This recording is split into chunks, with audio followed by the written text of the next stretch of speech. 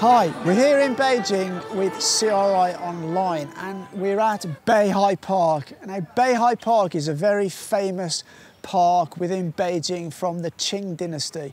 It's almost dinner time and we come in here to the Fangshan restaurant. Now it was founded in 1925 in the Qing dynasty, and when it started, it was the Fangshan Tea House, and sometime after that, the name was changed to the Fangshan Restaurant.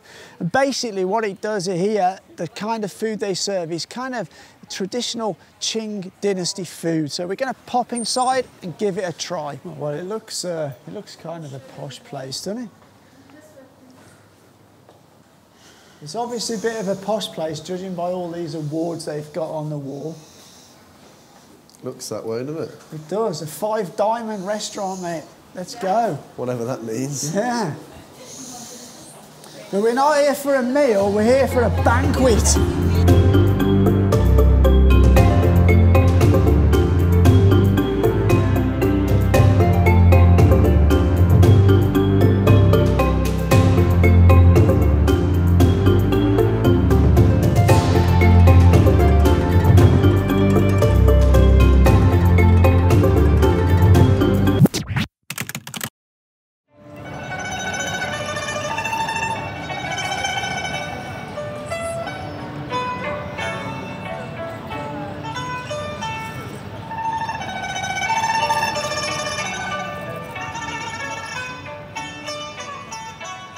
Let's invite Mr. Lee Barrett, who takes part in the activity for the second time, to share his life in China and his experience in Beijing. Please, let's welcome.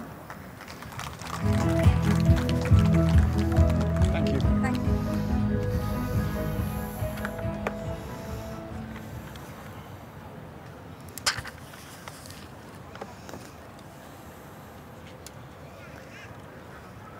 Good morning, ladies and gentlemen. So, my name is Lee, and I've been visiting China for around 14 years.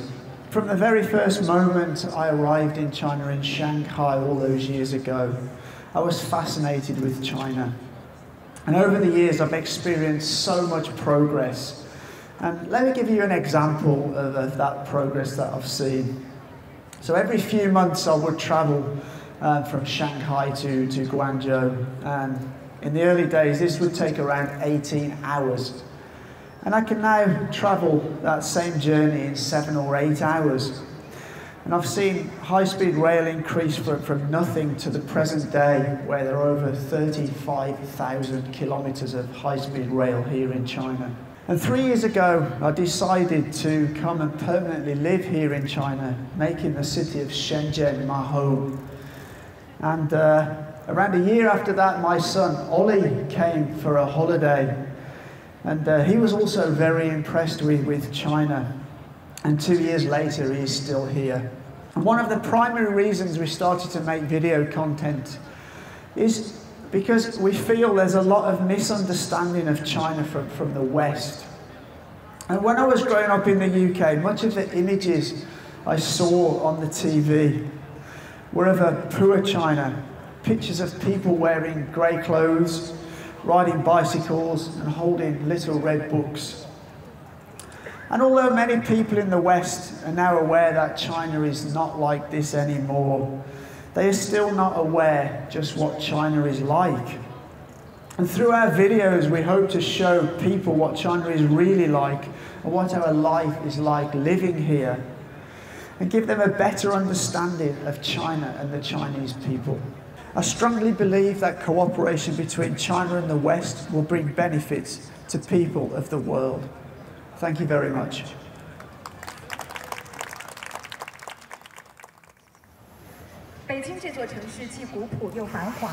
Done. Bit nervous, but I'm done.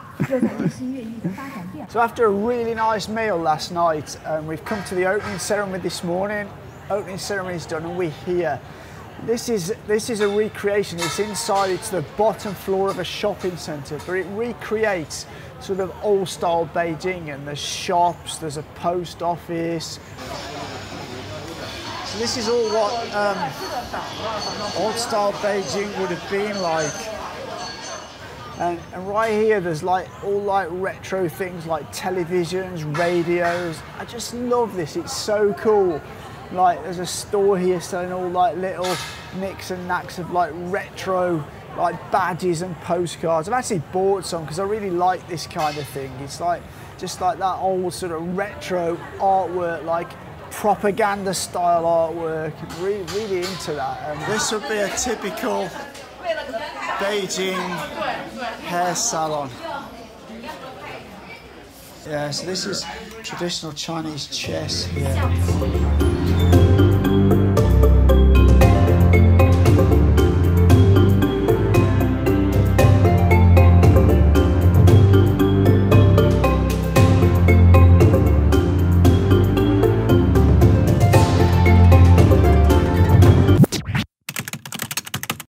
Okay, so we found ourselves in Yangmeizhou Xijie, and it is basically a Hutong Street. And you know what we found. What have we found? We found a coffee shop, haven't we? So we're just going to have to go in Void's Coffee, aren't we? 100%. Let's do it. A cheeky one.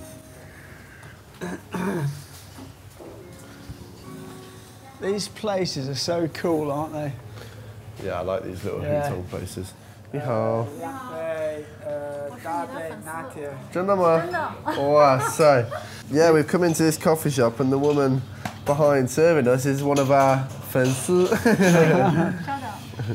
So, 两杯拿铁。2杯拿铁。这个热的。Expertly done, the pressure's on. 谢谢，拜拜，拜拜。再见。So we've come from the Hutong and we've come into a porcelain workshop and we're going to learn how to do porcelain repairs. If you can see here, this has been repaired here, so you can sort of restore it back to a condition that it was more like before it got broken. So you got your kit on, have you? I have. I feel like I'm going to perform some sort of surgery. I'm going to glue this shard into here to make something that's like a little sort of storage tray. And this is wood and this is ceramic, so I like the mix of this kind of different materials as well. I think it's pretty cool.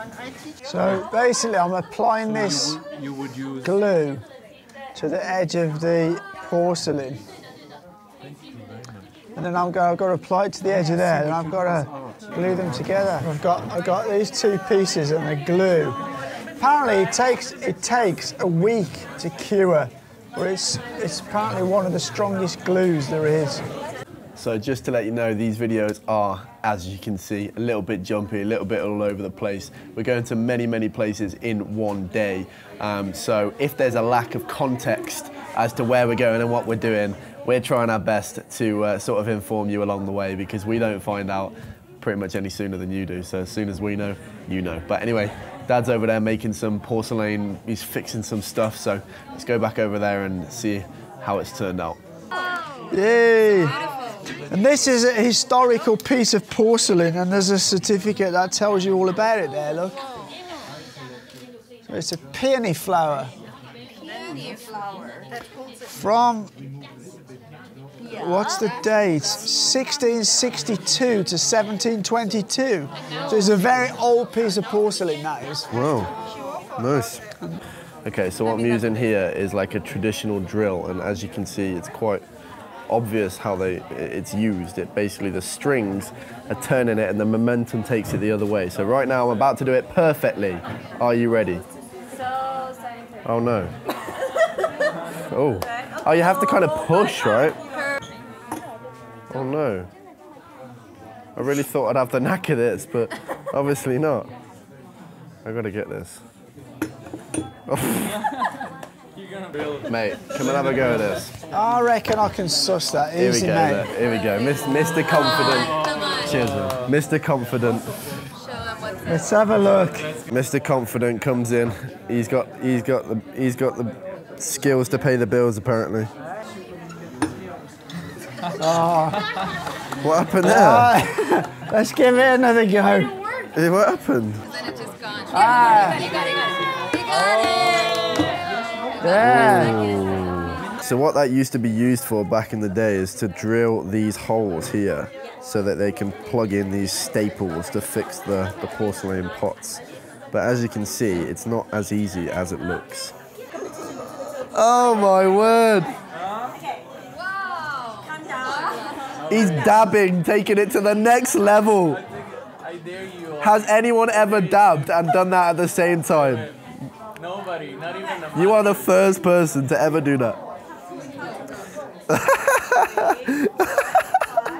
Right, that's us done at the porcelain shop. A lot of traditional arts today. I'm not too good in the creative space with arts and crafts and things like that. Look what we have here, chilling in the shop. All of a sudden, Jerry Good pops up in the shop. How about that? It's a small world, isn't it? Big man thinking he's boss man of the bus on the back seat again. Yeah, mate, that's it. We're in yet another place, which is kind of like a paper cutting museum. But I'm not sure how this relates to paper cutting, but we have sat down for a zongzi class. So they're going to teach us how to make these, which are called zongzi. And it's basically like sticky rice wrapped in some kind of leaf. And we're going to put the rice in here, look. I'm not sure how much you're supposed to put in there, but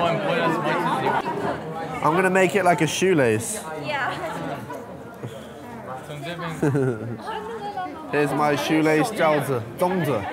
And then this gets cooked or steamed or something like that, and then it comes out all sticky, and it's kind of like a dessert. It's kind of in the middle of a dessert and a savoury thing. They make this especially at Dragon Boat Festival time. Now, we don't have Dragon Boat Festival in the UK. That is a Chinese festival, and it's actually, by the time you see this video, it will have already passed, as it is in the middle of June.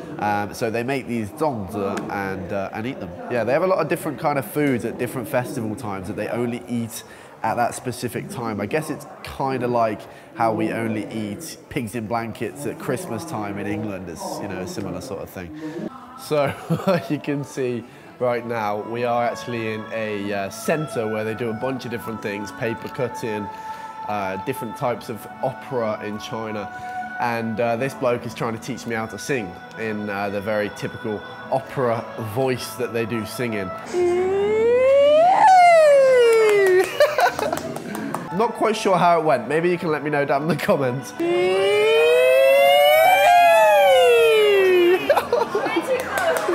You reckon? Okay, okay. I'm not quite the singer myself, but you know, you got to give these things a try.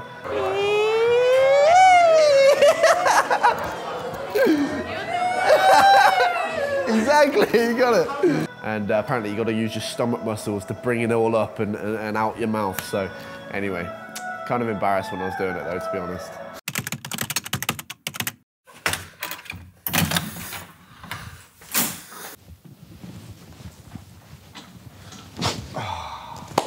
Right guys, I hope you did enjoy this video.